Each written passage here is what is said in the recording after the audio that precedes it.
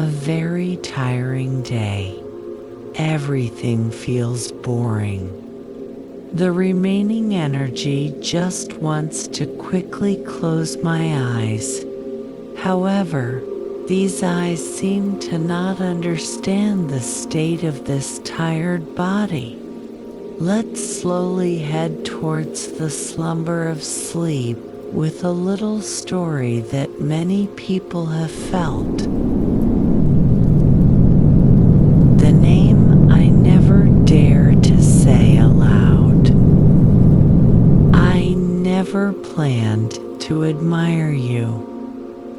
It happened quietly, the way dusk slips into the sky without asking permission.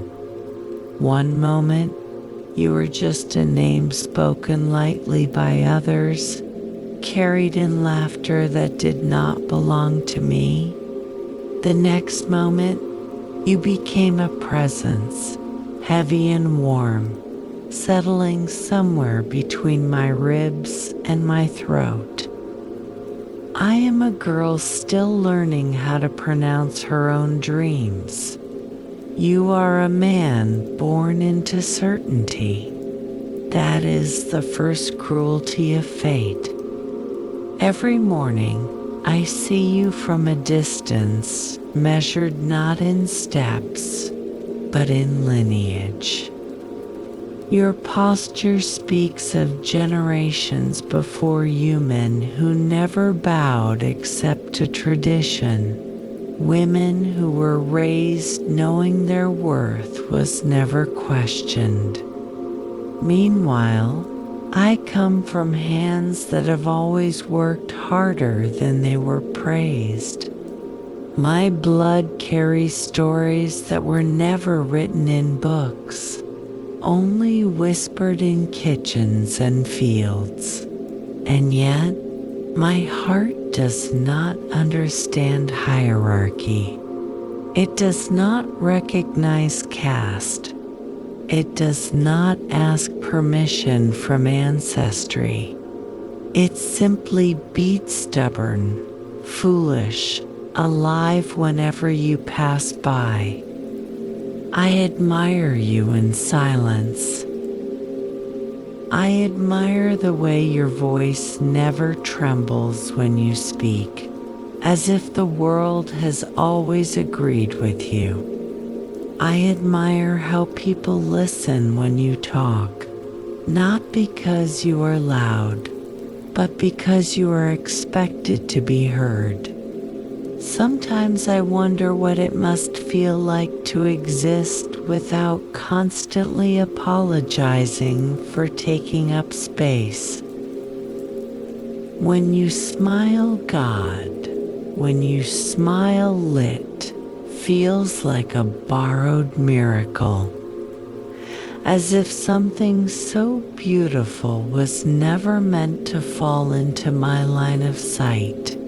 Yet it did, and for a brief, dangerous second, I forget who I am supposed to be. But reality always returns. It arrives in the form of invisible walls, walls built long before either of us were born, walls made of surnames, of customs, of unspoken rules that everyone knows and no one questions. I know them too. I know that my admiration must remain unnamed, that my feelings must learn the art of folding themselves smaller and smaller until they fit neatly inside my chest without disturbing anyone else's order. So I practice restraint. I swallow words before they reach my tongue. I rehearse conversations that will never happen.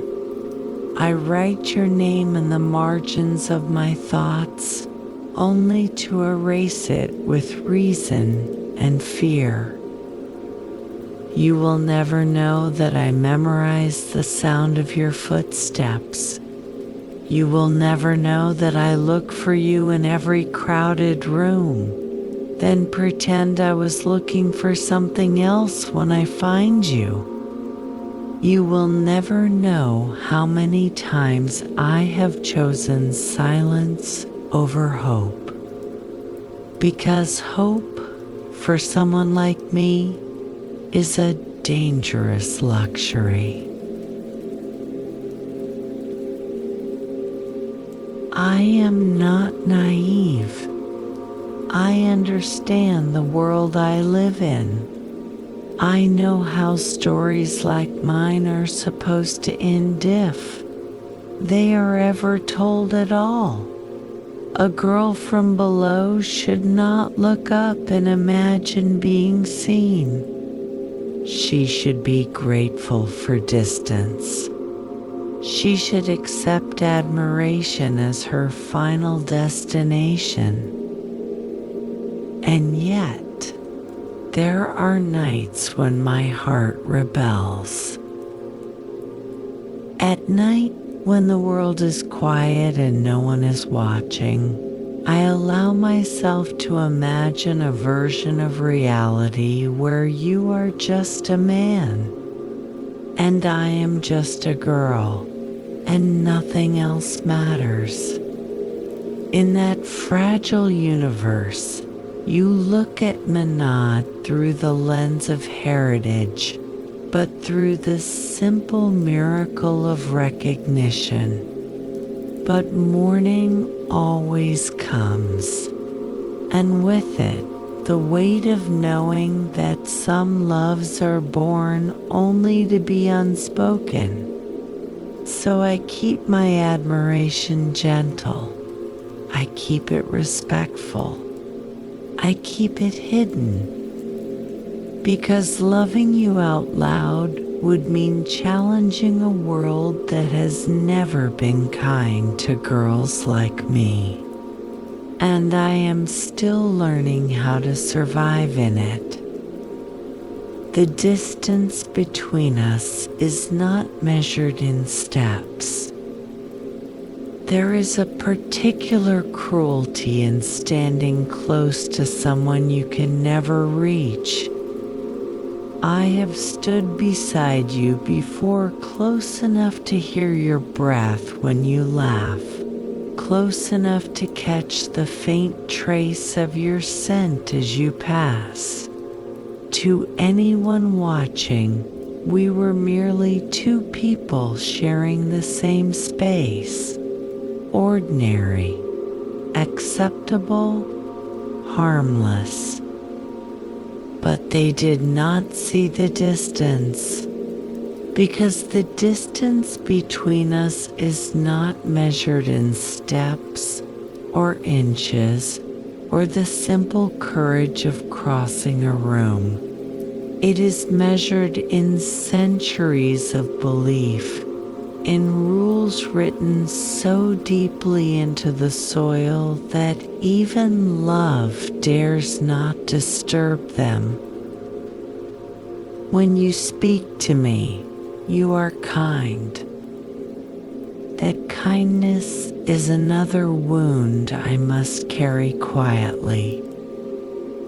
You ask simple questions: how my day has been, whether I am tired, whether I have eaten.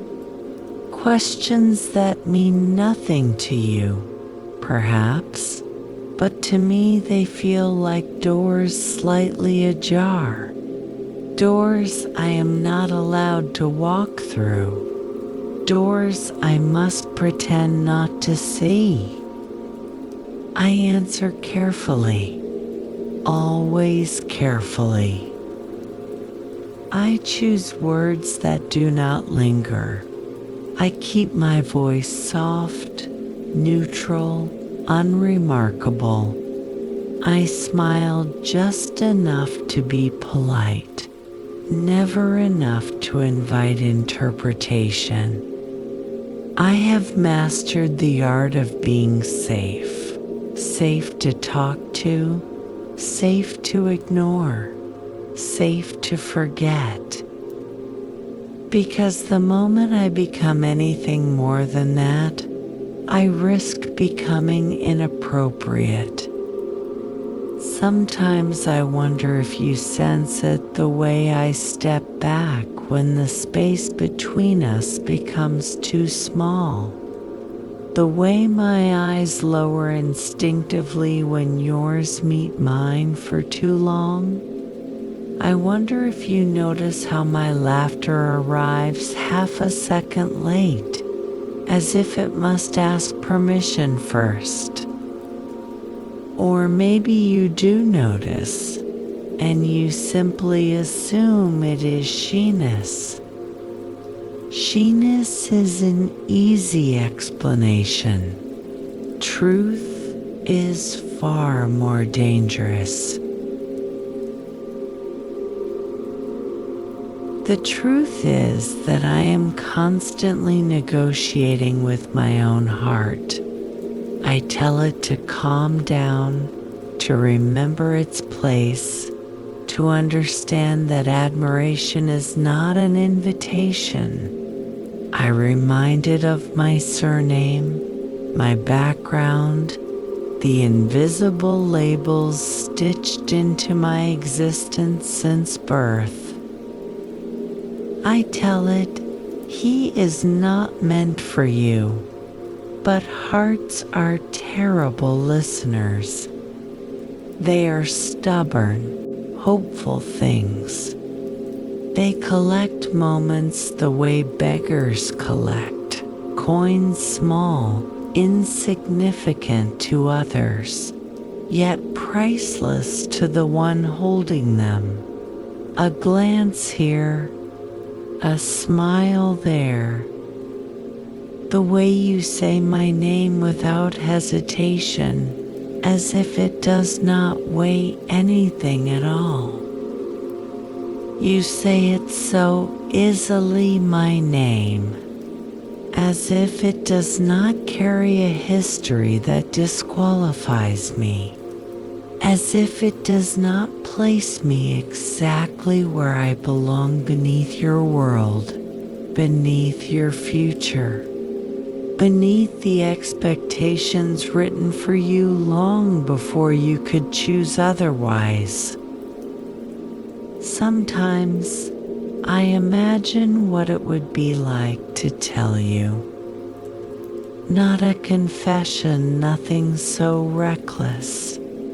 Just a sentence, gentle and restrained, admitting that I admire you, that your presence brightens something quiet inside me, that knowing you has been a privilege, even from afar. But then I imagine your silence. I imagine the pause that would follow, the careful consideration, the invisible calculations asterisk. Is this appropriate? Is this wise?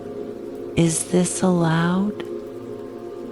And even if you were Kindivan, if you rejected me softly, I would still have crossed a line that cannot be uncrossed. I would have burdened you with a feeling you were never meant to carry. So I choose restraint instead. I choose to let my admiration exist only in the safety of my thoughts, where it harms no one and asks for nothing. I choose to love you in a way that does not demand a response, does not disturb your path, does not challenge the world you are expected to inherit. Still, there are moments when the distance feels unbearable. Moments when you stand so close that I can hear my own heart betraying me, pounding too loudly, too honestly. Moments when I must remind myself to breathe normally, to exist normally, to be normal. Because to want you openly would be an act of rebellion. And I have never been taught how to survive rebellion, so I remain here close enough to see you, far enough to never touch, silent enough to protect us both. And in that silence, my admiration grows roots, quiet, deep, unseen. If only the world were smaller sometimes. I wish the world were smaller, not in size, but in rules, in expectations, in the heavy inheritance of names and bloodlines. I wish it were a place where people were allowed to meet as they are, not as they are ranked. If the world were smaller, perhaps I could sit beside you without calculating the consequences. Perhaps my laughter could be careless instead of measured, and my silence could be rest instead of restraint. In a smaller world, I imagine us talking freely. I imagine asking you what you fear not, the polite fears people admit to, but the ones that keep them awake at night. I imagine telling you about mine, how I am afraid of wanting things I am not meant to have, how I am afraid of becoming invisible while trying too hard to be acceptable. In that imagined world, you listen. Not as someone obligated by kindness, but as someone genuinely curious. You look at me not with pity, not with superiority, but with the simple interest one human being offers another. And in that look, I am not defined by where I come from. I am simply me. But the real world is vast and unforgiving. In the real world, your future is already being shaped without your consent. Your family speaks of you with certainty of the woman you will marry, the life you will lead, the traditions you will preserve. They say these things casually, confidently, as if happiness is a formula that has already been solved. And I stand nearby, hearing everything. I hear names that are not mine. I hear expectations that exclude me without ever mentioning me. I hear a future unfolding in which I am not even a possibility. That is the moment my admiration changes. It becomes heavier. It is no longer just the quiet warmth of liking someone. It becomes grief for something that was never alive yet already lost. It becomes the ache of knowing that even if you were to look at me differently one day, the world would not look at us kindly. I watch you navigate your role effortlessly. You smile at the right people. You speak when you are supposed to. You embody the version of yourself that the world has prepared for you. Sometimes I wonder if you ever feel trapped trapped by it, or if privilege has made the cage invisible. I wonder if you ever look at me and feel something unexplainable, something you dismiss immediately because it does not fit into the story written for you. Or maybe I am romanticizing cruelty. Maybe to you I am exactly what the world intends me to be, a passing presence, a polite acquaintance, a girl whose existence requires no contemplation. Maybe the struggle exists only in me, because only one of us is forced to question their place. That thought hurts more than rejection ever could, because rejection would mean I was considered. So instead, I collect moments again. I collect the way you once waited for me without being asked. The way you defended someone weaker in a conversation that did not concern you. The way your eyes soften when you talk about dreams that have nothing to do with status or legacy. Those moments are dangerous. They make me believe that beneath the layers of expectation, there is a person capable of seeing beyond caste, a person who might, in another life, choose differently. And that is why I must be careful. Hope, once planted, does not stay small. So I begin to teach myself a new discipline, not just silence, but acceptance. I begin to tell myself that some admirations are meant to remain distant, that some loves are meant to educate rather than fulfill. I tell myself that knowing you has already changed me, that it has shown me the quiet dignity of restraint, the strength it takes to love without claiming. Still, there are nights when I press my palm against my chest and whisper a foolish prayer. If only the world were smaller, maybe my heart would not have to be. The things I teach my heart to forget. Loving you has never been about possession. It has always been about discipline.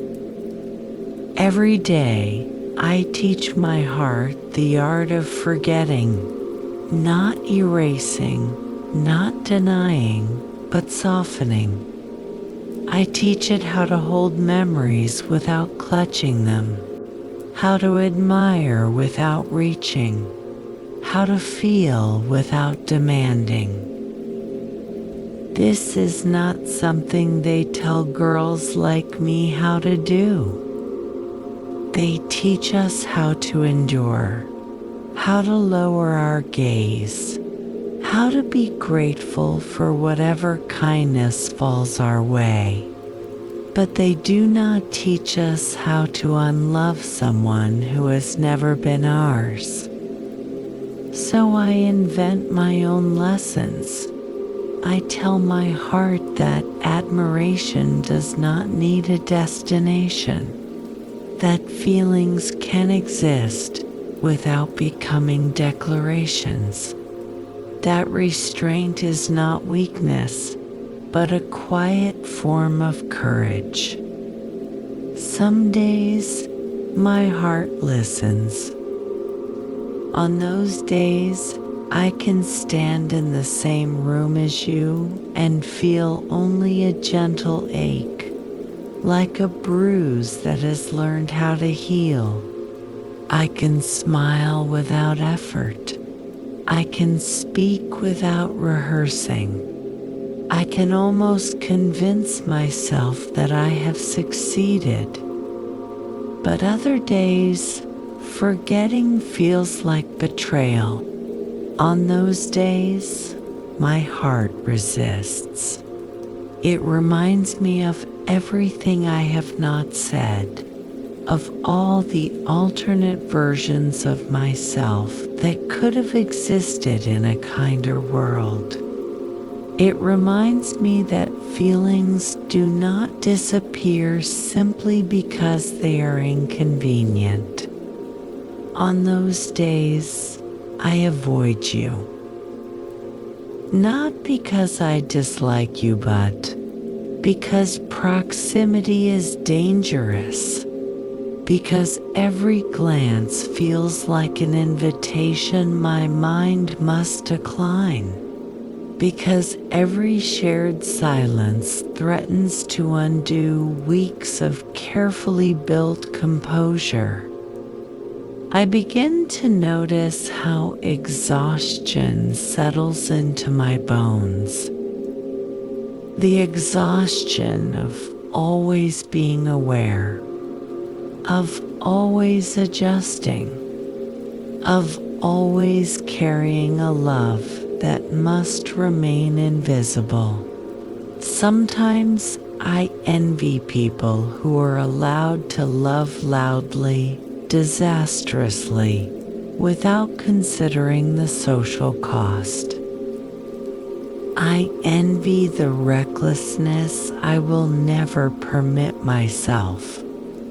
And yet, even in envy, I do not resent you. How could I? You did not build this world. You did not choose to be born into a life where love is regulated by ancestry. If anything, you are as much a product of this system as I am only standing on the side that benefits from it. So I turn my frustration inward. I ask myself why my heart had to choose you, why it could not have chosen someone safer, someone closer to my world, someone whose future would not require my erasure. But hearts do not consult reason, they choose. And we must learn how to live with their choices. So I practice small acts of release. I stop replaying your voice before sleep. I stop imagining conversations that will never happen. I stop looking for you in places I know you will be. Each act feels like tearing a thread from something carefully woven. It hurts, but it is necessary. Because loving you cannot be allowed to consume me. I deserve a life that is not built entirely on restraint. And yet, there is one thing I cannot teach my heart to forget. Respect. Even in silence, even in distance, I respect you too much to let my feelings become a burden. I respect myself enough to know that dignity sometimes means choosing loss over humiliation. So I continue to love you in a way that asks for nothing. I continue to admire you without hope. I continue to let go, slowly, imperfectly. This is not the kind of love stories celebrate, but it is the kind that keeps me whole. When I realize you belong to another future, there comes a moment when silence stops being a choice and becomes a truth. For me, that moment arrives quietly, without drama, without tears, without anyone noticing but me. It arrives in the way people talk about you when they think I am not listening, in the casual certainty with which your future is discussed, as if it has already happened. They speak of you alongside another name, not mine. At first, I pretend it does not matter. I tell myself that this was always the ending I prepared for, that nothing has truly changed. After all, I never expected to be chosen. And yet, something inside me fractures. It is not jealousy that hurts the most. It is finality. The realization that your life is no longer a blank page where imagination can wander freely. It now has direction, shape, intention, and in that shape, there is no space for me. You belong to another future, one built carefully, deliberately, by hands that know exactly where you should stand. A future that will welcome you with open arms because you fit perfectly into its design. I watch you when you hear the news. Your reaction is composed, thoughtful, accepting. You nod, you smile, you ask the right questions. You wear responsibility the way it has always been worn by men, like you, with quiet obedience disguised as honor. And in that moment, I understand something that both relieves and devastates me. Even if I had spoken, it would not have changed anything. Because this is bigger than courage, bigger than feelings, bigger than me. You do not belong to me, not because you do not care, but because you cannot afford to care in ways that disrupt the order of things. Your love, if it ever blooms, must bloom within permission, and mine never had permission to exist at all.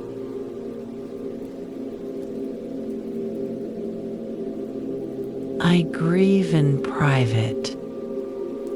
I grieve for the version of myself that believed admiration could remain harmless forever. I grieve for the dreams I did not mean to have, the hopes I accidentally nurtured in the safety of my imagination. I grieve for the unfairness of understanding too much, too early. Still, I do not cry in front of anyone. My grief is quiet, dignified, efficient. It folds itself neatly into my routine. I go about my days as if nothing has shifted, as if I am not slowly reconfiguring my heart around a new truth. When you speak to me, you are the same. Kind, polite, unaware, And I realize that this, too, is mercy. You do not look at me with guilt or pity. You do not apologize for a life that was never mine to claim. You treat me exactly as before, and that consistency allows me to preserve my pride. So I begin the hardest work yet, letting go without bitterness. I tell myself that loving you was never a mistake, that admiration, even when unfulfilled, still shapes us into gentler versions of ourselves. That some people enter our lives not to stay, but to teach us how deeply we are capable of feeling. You taught me that. You taught me that my heart is not small, even if the world tries to keep my place narrow.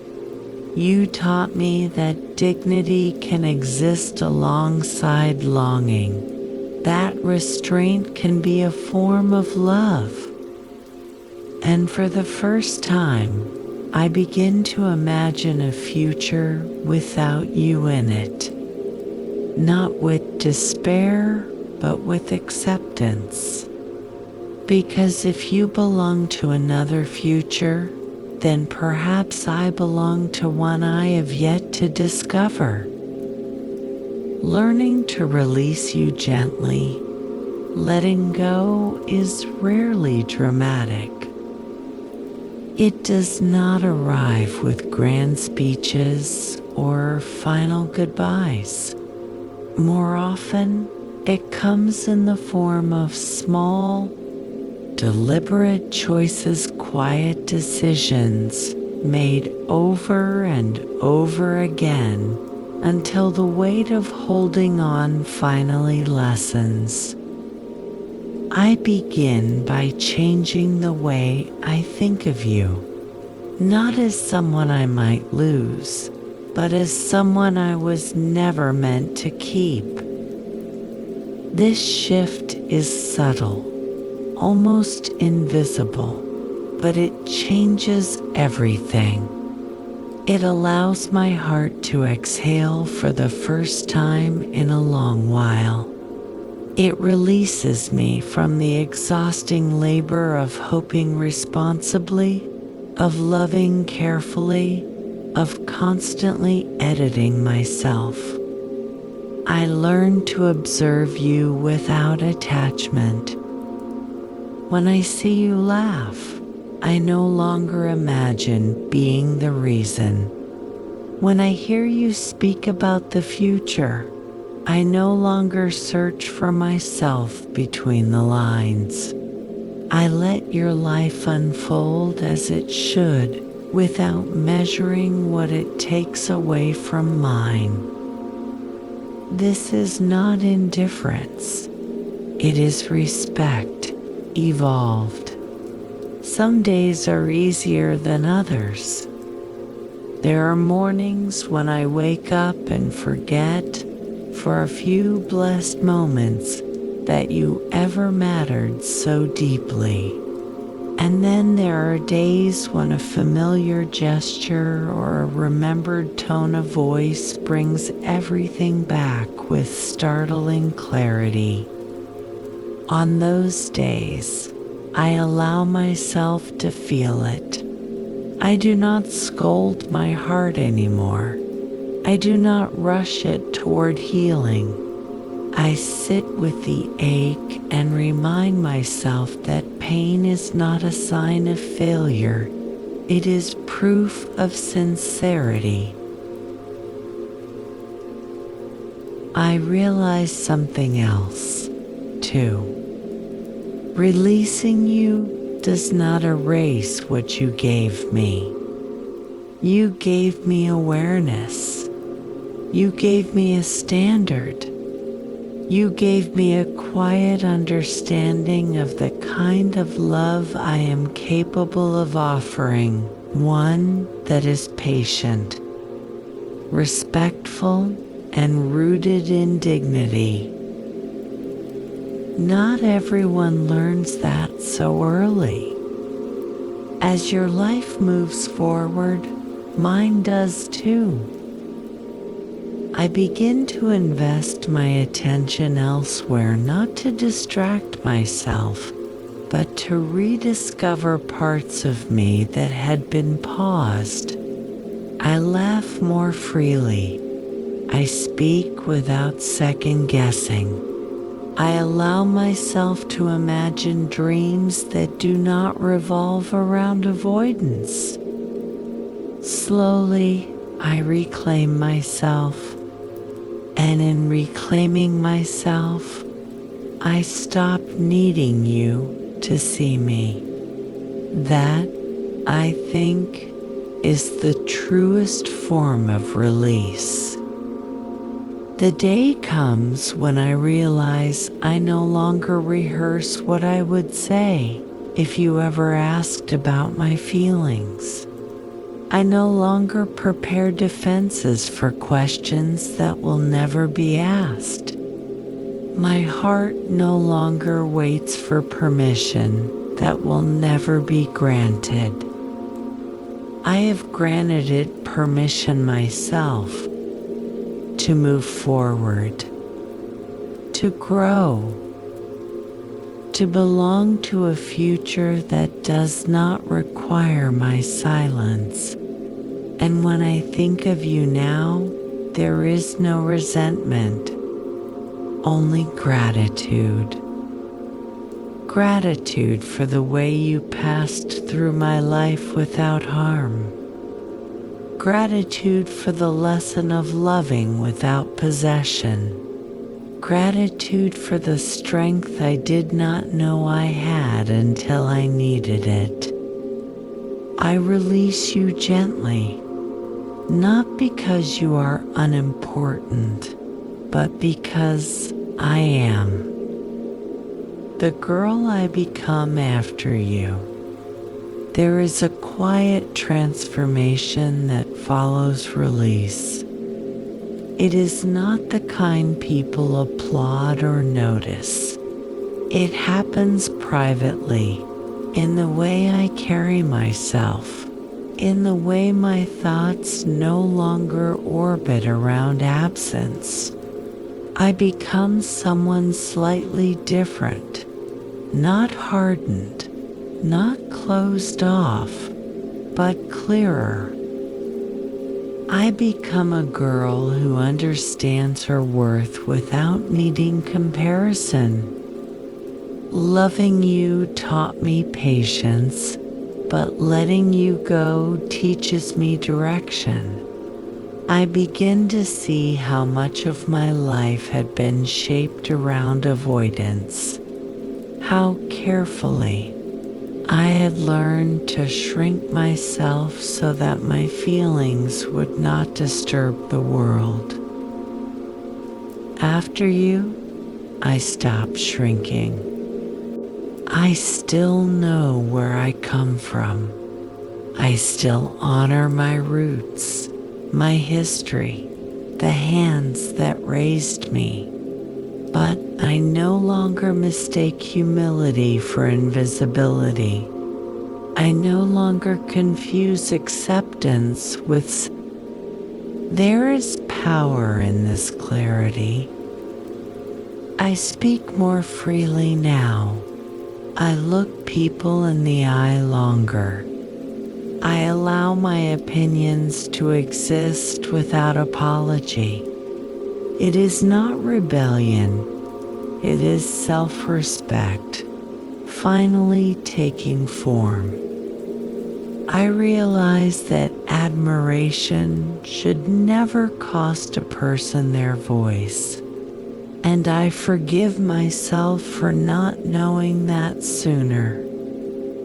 You become a reference point rather than a destination.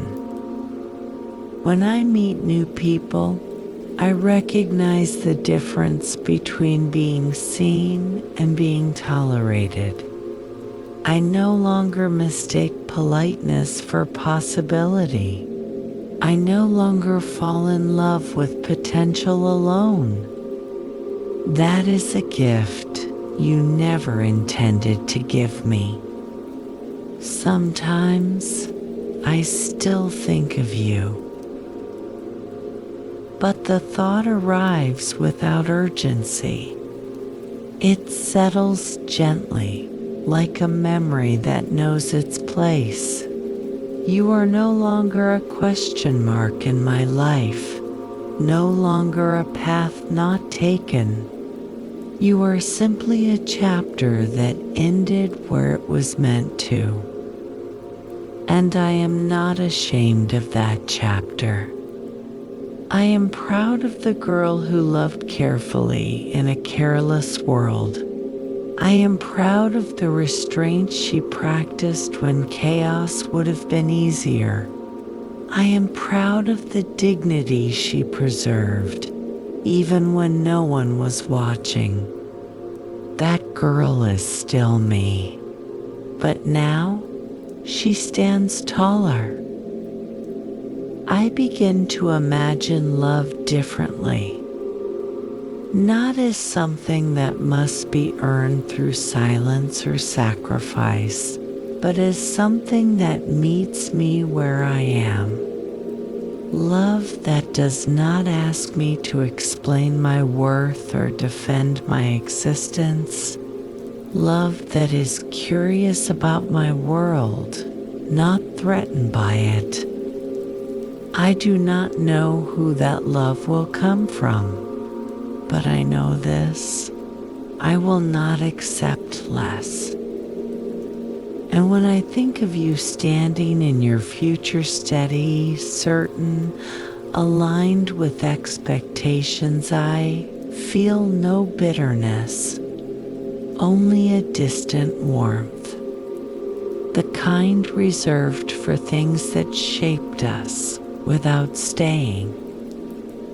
You were never mine, but you were necessary, because loving you taught me who I am when I am quiet, and letting you go taught me who I am when I am free.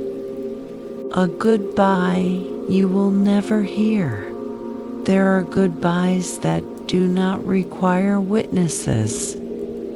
They are spoken in the privacy of the heart, formed carefully, lovingly, and then released into the silence where they belong. This is one of them. I have rehearsed this goodbye many times in my mind, not because I intended to say it to you, but because my heart needed to learn how to let the words exist without demanding to be heard. If I were to speak to you now, I would not confess love. I would thank you. Thank you for the way you existed in my life without knowing how deeply you mattered.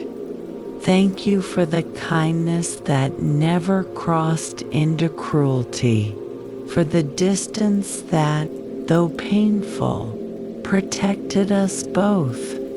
Thank you for being someone I could admire without losing myself entirely.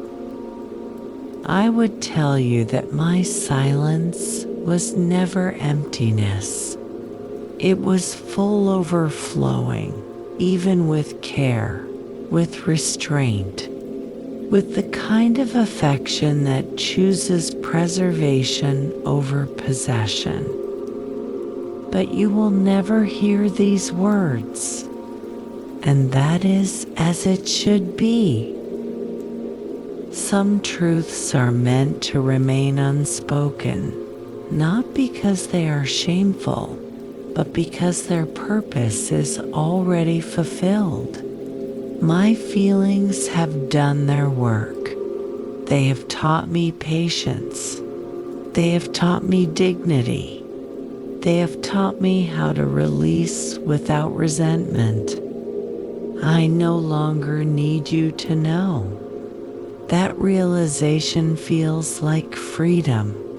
So this is my goodbye quiet, respectful, complete. I say goodbye to the version of myself who waited. Goodbye to the girl who measured her worth against impossibility. Goodbye to the hope that survived only in silence. And in that goodbye, I make room. Room for laughter that does not arrive late. Room for love that does not require translation. Room for a life that does not ask me to justify my presence. I wish you well. Not in a dramatic, self-sacrificing way, but sincerely. I hope your future brings you peace. I hope you find love that fits easily into your world. I hope you are happy in the life that has chosen you as much as you have chosen it. As for me, I will carry this chapter with grace. I will remember you without longing. I will honor what was without wishing it were more. I will walk forward without looking back. This goodbye is not loss. It is completion. Where I finally choose myself. Choosing myself does not feel like triumph. There is no sudden surge of confidence, no dramatic declaration to the world. Instead, it feels like quiet alignment, like something long out of place has finally settled where it belongs. For the first time, my life is not organized around absence. I no longer wake up thinking about what cannot be. I no longer measure my days by proximity or distance. My thoughts return to me, whole and unfragmented, no longer orbiting a name I never dared to speak aloud. This is what choosing myself looks like. I invest in my growth without apology. I take up space in rooms I once tried to pass through unnoticed. I allow my ambitions to surface, even when they challenge the limits people expect from someone like me. And when doubt appears, as it still does, I remind myself of the girl I once was. The girl who loved with restraint. The girl who knew when to step back without being told.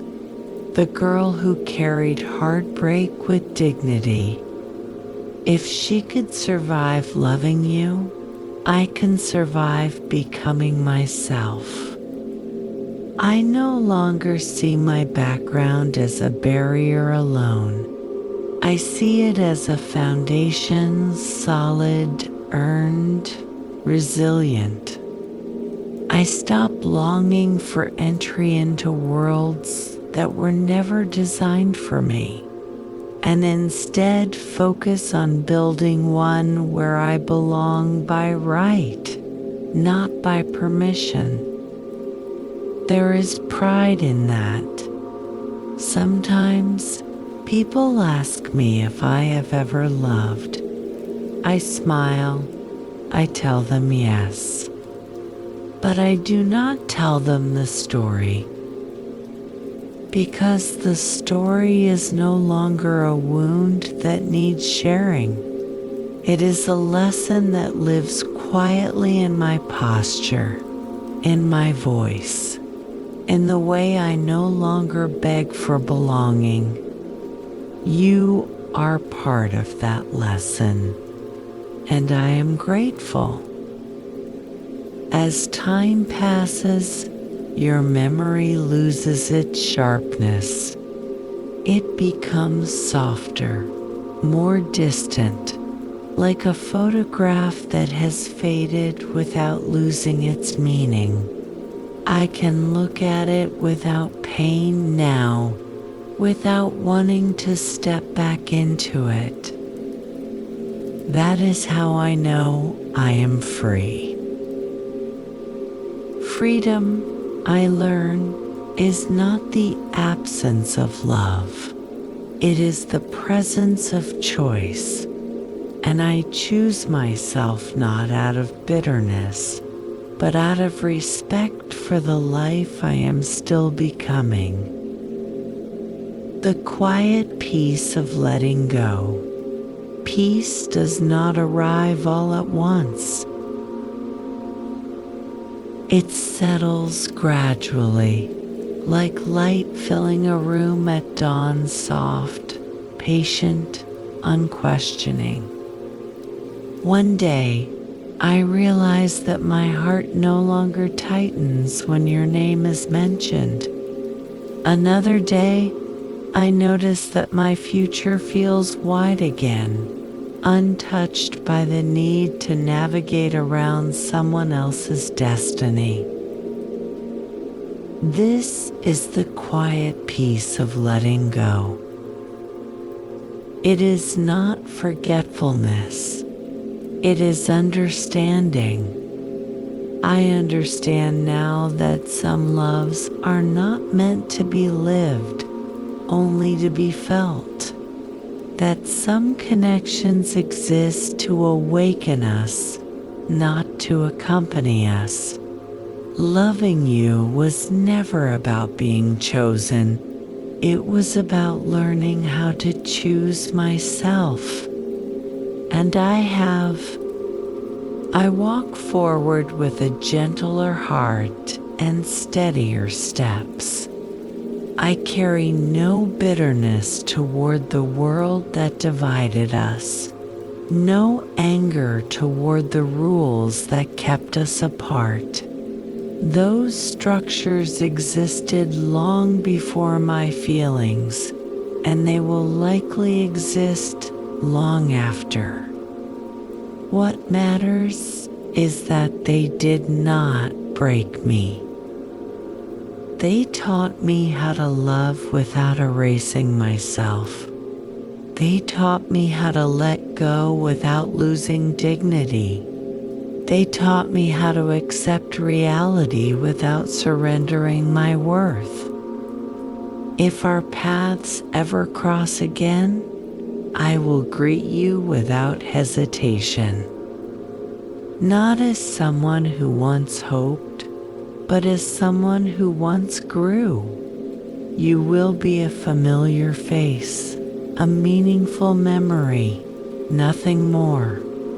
And I will be content with that, because contentment, I have learned, is not born from possession, but from peace. Somewhere ahead of me is a life where love does not feel like trespassing. A life where admiration is returned freely. A life where affection does not require explanation. A life where I am not measured against histories that are not mine. And I am walking toward Itina. So, this is the end of my confession. Not spoken, not written to be read, but lived. I release you completely now, with gratitude, with clarity, with love that has finally learned how to rest. What remains after love is released? People often believe that once love is released, nothing remains. They are wrong. Something always remains. not longing, not regret, but a quiet residue like warmth left behind after a candle is blown out.